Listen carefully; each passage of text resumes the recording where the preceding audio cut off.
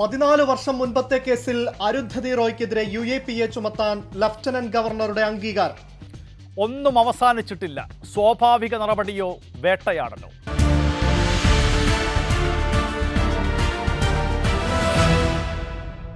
സുബിഷെ, 1-2 മോദി സർക്കാരുകളുടെ ഒരു സ്വഭാവം നമുക്കറിയാം. അതായത് BJPക്ക് ഒറ്റയ്ക്ക് ഭൂരിപക്ഷം ഉണ്ടായിരുന്ന 2 സർക്കാരുകളായിരുന്നു 2014ലെയും 2019ലെയും. ആ നിലയിൽ ആ 2 സർക്കാരുകളും പ്രകടമാക്കിയിരുന്നത് ഒരു സമഗ്രാധിപത്യ സ്വഭാവമായിരുന്നു. രാജ്യത്ത് അവർക്കെതിരായി പ്രതികരിക്കുന്ന ആളുകളെ, ജനാധിപത്യത്തിന് വേണ്ടി സംസാരിക്കുന്ന ആളുകളെ എല്ലാം നിശബ്ദരാക്കുന്ന ഒരു പ്രവണത ആ 2 സർക്കാരുകളും തുടരുന്ന ഒരു കാര്യം കണ്ടു. പക്ഷേ പുതുതായി 3ാമതും മോദി അധികാരത്തിൽ വരുമ്പോൾ അതങ്ങനെ ആയിരിക്കില്ല എന്ന് ചിന്തിക്കാൻ ഒരു കാരണമുണ്ടായിരുന്നു. കാരണം മറ്റ് 2 കക്ഷികളുടെ കൂടെ പിന്തുണയോടുകൂടിയാണ് ഈ സർക്കാർ അധികാരത്തിലെത്തിയത്. പക്ഷേ 1-2 മോദി സർക്കാരുകൾ എന്തായിരുന്നോ ചെയ്തത്, അതിന് സമാനമായ രീതിയിൽ തന്നെ തങ്ങൾക്കെതിരായി സംസാരിക്കുന്ന ആളുകളെ വേട്ടയാടുന്ന പ്രവണത ഇപ്പോഴും തുടരുകയാണ് ആണോ എന്നുള്ള ഒരു സംശയം ജനിപ്പിക്കുകയാണ് അരുന്ധതി റോയ്ക്കെതിരായിട്ടുള്ള ഈ കേസിൽ, അല്ലേ? എന്തായാലും അതിലെ ഏറ്റവും വൈരുദ്ധ്യം 14 വർഷം മുൻപത്തെ ഒരു കേസിലാണ് ഇപ്പോൾ അവർക്കെതിരെ UAPA ചുമത്തുവാനുള്ള ഒരു നടപടിയിലേക്ക് നീങ്ങിയിരിക്കുന്നത് എന്നുള്ളതാണ്. തീർച്ചയായിട്ടും അമൽ പറഞ്ഞ 2 കാര്യങ്ങൾ. ഒന്ന്, ഈ നരേന്ദ്രമോദി സർക്കാരിൻ്റെ ഫസ്റ്റ് ടേം, സെക്കൻഡ് ടേം, 2 ടേമും കഴിഞ്ഞു. ഇത് 3ാം നരേന്ദ്രമോദി സർക്കാരിൻ്റെ ഊഴമാണ്, 3ാം ഊഴമാണ്. അപ്പോൾ നിയന്ത്രിക്കപ്പെട്ട സംഹാരശേഷിയുടെ പരിമിതമായ അധികാരത്തിൻ്റെ ആ ഒരു ശേഷിക്കകത്ത് നിന്നുകൊണ്ടും ഈ രീതിയിലുള്ള വേട്ടയാടൽ എന്തുകൊണ്ട് മോദി സർക്കാരിൻ്റെ ഭാഗത്തു നിന്നും ഉണ്ടാകുന്നു എന്നുള്ളതാണ് ആദ്യത്തെ ചോദ്യം. അതിൻ്റെ ഉത്തരം ഞാൻ 2ാമത്തെ സെഷനിൽ പറയാം. രണ്ടാമത്തേത് അമൽ ചോദിച്ചത് 14 വർഷം പഴക്കമുള്ള കേസ് എന്തുകൊണ്ട് ഇപ്പോൾ കുത്തിപ്പൊക്കുന്നു എന്നുള്ളതാണ്. അതായത് നമ്മൾ മനസ്സിലാക്കേണ്ട ഒരു കാര്യം അമൽ, 2010 ഒക്ടോബർ 21-നാണ് ഈ കേസിനാസ്പദമായ സംഭവം ഉണ്ടാകുന്നത്. അപ്പോൾ അന്നത്തെ രാഷ്ട്രീയ കാലാവസ്ഥ എന്ന് പറയുന്നത് തുഫൈൽ അഹമ്മദ് മട്ടു എന്ന് പറയുന്ന 17 വയസ്സുകാരൻ പോലീസിൻ്റെ കണ്ണീർ വാതക പ്രയോഗത്തിൽ മരിച്ചതിനെ തുടർന്ന് അശാന്തമായ ഒരു രാഷ്ട്രീയ കാലാവസ്ഥ, അശാന്തമായ ഒരു അന്തരീക്ഷം കശ്മീരിലുണ്ടായിരുന്നു എന്നുള്ളതാണ്. അതിനെ തുടർന്ന് നിരവധി പ്രതിഷേധ യോഗങ്ങൾ സംഘടിപ്പിക്കപ്പെടുന്നു. ആ പശ്ചാത്തലത്തിൽ ആണ് ആസാദി ദ ഓൺലി വേ എന്ന പേരിൽ ഈ പരിപാടി, അരുന്ധതി റോയ് പങ്കെടുത്തു എന്ന് പറയുന്ന ഈ പരിപാടി സംഘടിപ്പിക്കപ്പെടുന്നത്. ഇതിൻ്റെ സംഘാടകർ രാഷ്ട്രീയ തടവുകാരുടെ മോചനത്തിന് വേണ്ടി പ്രവർത്തിക്കുന്ന ഒരു സംഘടനയാണ്. ആ സംഘടനയുടെ പേര് committee for release of political prisoners എന്നാണ്. ഈ സംഘടനയാണ് ഈ പരിപാടി സംഘടിപ്പിക്കുന്നത്. ആസാദി ദ ഓൺലി വേ എന്നായിരുന്നു ആ പരിപാടിയുടെ പേര്. ഈ ആസാദി ദ ഓൺലി വേ എന്ന പേരിൽ സംഘടിപ്പിക്കപ്പെട്ട ഈ പരിപാടിയിൽ പങ്കെടുത്ത് പ്രസംഗിച്ചതിൻ്റെ ആ പ്രസംഗത്തിലുണ്ടായിരുന്ന ചില പരാമർശങ്ങളുടെ അടിസ്ഥാനത്തിലാണ് ഇപ്പോൾ അരുന്ധതി റോയ്ക്കെതിരെ UAPA ചുമത്താൻ ഡൽഹി ലഫ്റ്റനന്റ് ഗവർണർ അനുമതി നൽകിയിരിക്കുന്നത്, അല്ലെങ്കിൽ അംഗീകാരം നൽകിയിരിക്കുന്നത്. അരുന്ധതി റോയ്ക്കെതിരെ മാത്രമല്ല, ഇപ്പോൾ ഒക്ടോബർ 28-ന് സാമൂഹ്യ പ്രവർത്തകനായ സുശീൽ പണ്ഡിറ്റാണ് ഈ വിഷയത്തിൽ ആദ്യമായി ഒരു പരാതി കൊടുക്കുന്നത്. സുശീൽ പണ്ഡിറ്റ് കൊടുത്ത പരാതിയിൽ പറയുന്നത് രാജ്യത്തിൻ്റെ പൊതുസമാധാനവും സുരക്ഷയും ഇതാ അപകടത്തിലാക്കിയിരിക്കുന്നു. അതീവ അപകടകരമായ പരാമർശങ്ങൾ അരുന്ധതി റോയുടെ സ്പീച്ചിൽ ഉണ്ടായിരിക്കുന്നു എന്നുള്ളതാണ്. 2ാമത്തെ ആൾ അതേ യോഗത്തിൽ പ്രസംഗിച്ച ഷൗക്കത്ത് ഹുസൈനാണ്. ഷൗക്കത്ത് ഹുസൈൻ കശ്മീർ സെൻട്രൽ യൂണിവേഴ്സിറ്റിയിലെ മുൻ ഇൻ്റർനാഷണൽ ലോ പ്രൊഫസർ ആണ്.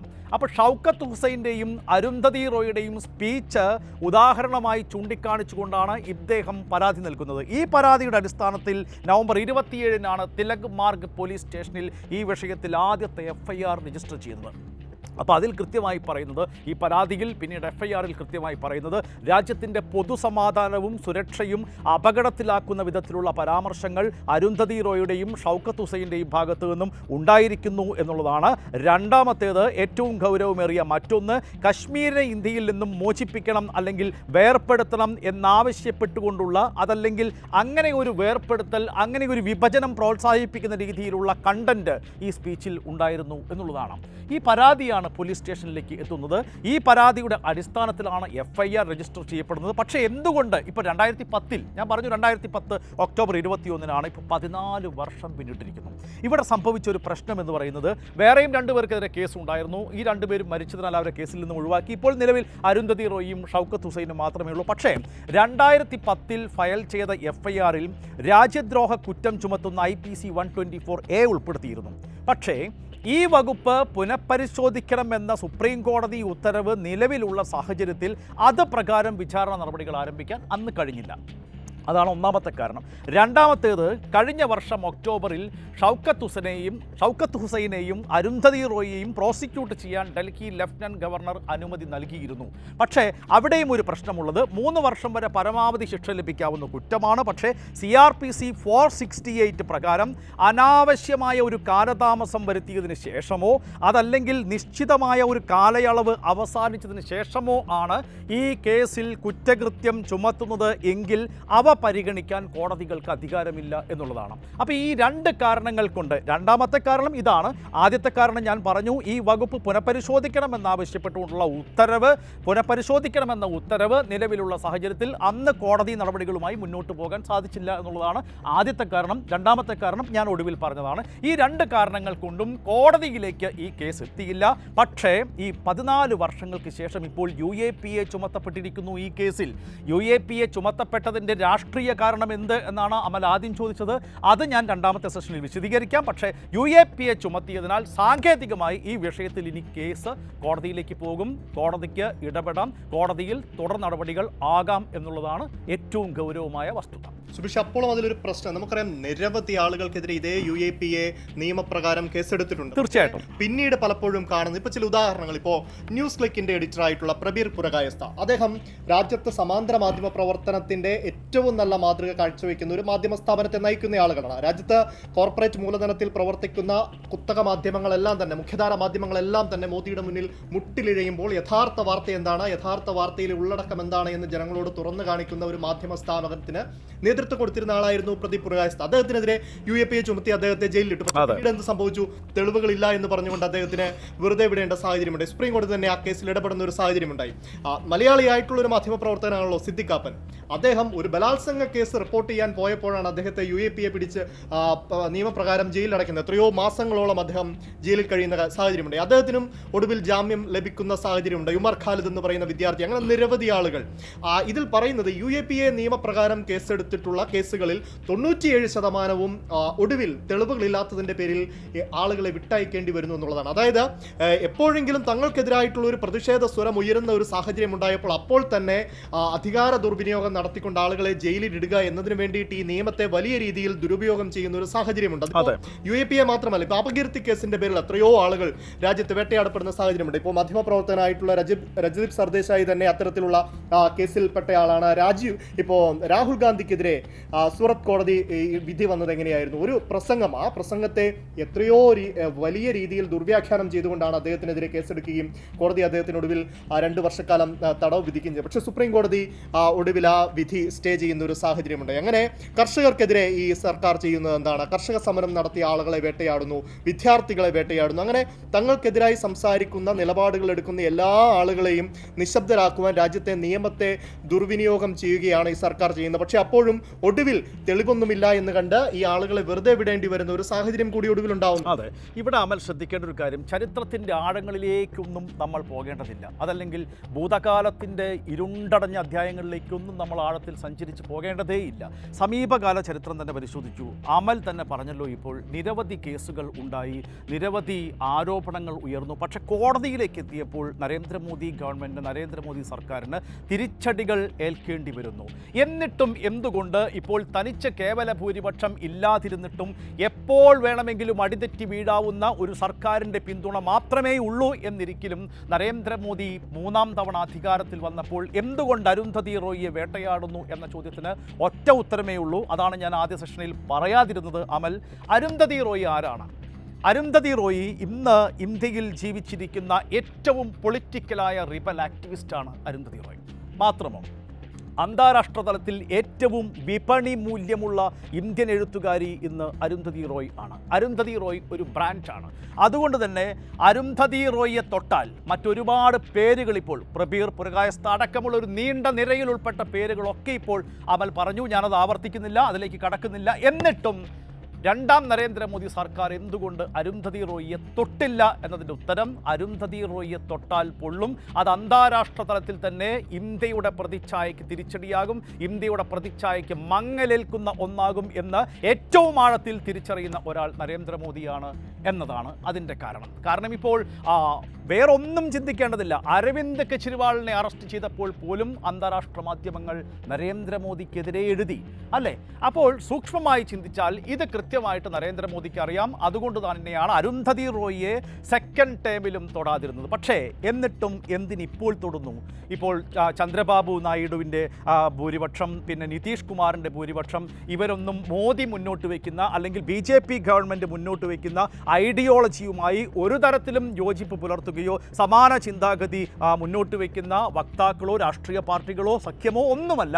എന്നിട്ടും എന്തുകൊണ്ട് അരുന്ധതി റോയിക്കെതിരെ എന്ന് ചോദിച്ചാൽ അത് തന്നെയാണ് ഇതിൻ്റെ ഉത്തരം. കാരണം പൊളിറ്റിക്കലായി താനിതാ പ്രതിരോധത്തിലായിരിക്കുന്നു എന്ന നരേറ്റീവ് രാജ്യത്താകമാനം ചമയ്ക്കപ്പെട്ടിട്ടുണ്ട്. രാജ്യത്താകമാനം അങ്ങനെ ഒരു നരേറ്റീവ് സൃഷ്ടിക്കപ്പെട്ടിട്ടുണ്ട് എന്ന് ഇന്ത്യയുടെ പ്രധാനമന്ത്രിക്ക് നരേന്ദ്രമോദിക്ക് അറിയാം.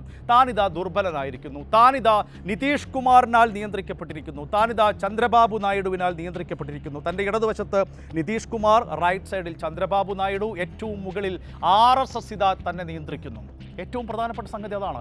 RSS സൂക്ഷ്മമായി ഇപ്പോഴത്തെ ഒരു പൊളിറ്റിക്കൽ അറ്റ്മോസ്ഫിയർ, പ്രത്യേകിച്ച് ലോക്സഭാ തെരഞ്ഞെടുപ്പിന് ശേഷമുള്ള അറ്റ്മോസ്ഫിയർ സൂക്ഷ്മമായി റിവ്യൂ ചെയ്യുന്നു, വിലയിരുത്തപ്പെടുന്നു. നരേന്ദ്രമോദി ഏകാധിപതിയായി മാറുന്നു. മോദി ഷോ വേണ്ട, മോദി ഷോ എന്ന് ആർത്ത് വിളിക്കുന്ന BJPയുടെ പാർട്ടി പ്രവർത്തകർ തെരുവിലെ ജനങ്ങളുടെ ശബ്ദം കേൾക്കുന്നില്ല എന്നുവരെ ഓർഗനൈസർ എഴുതി.